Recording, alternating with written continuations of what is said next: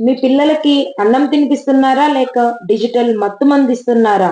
ప్లేట్‌లో ఉన్నది అమృతమే కావచ్చు. కానీ వాళ్ళ కళ్ళు చూస్తున్నది ఫోన్ అనే విషయం చూడండి.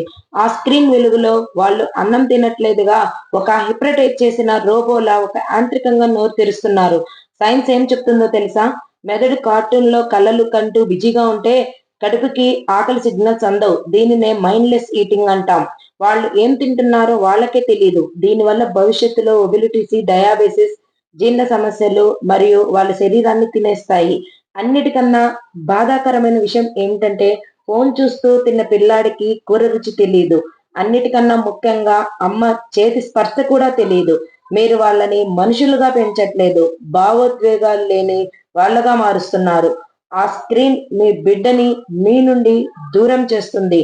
2 రోజులు ఏడ్చినా పర్వాలేదు. కానీ వాళ్ళ భవిష్యత్తుని నాశనం చేయకండి.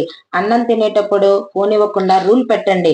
వాళ్ళతో మాట్లాడుతూ, కథలు చెప్తూ తినిపించండి. ఆ బంధాన్ని కాపాడుకోండి. తల్లిదండ్రులందరికీ ఈ వీడియోని ఇప్పుడే షేర్ చేయండి.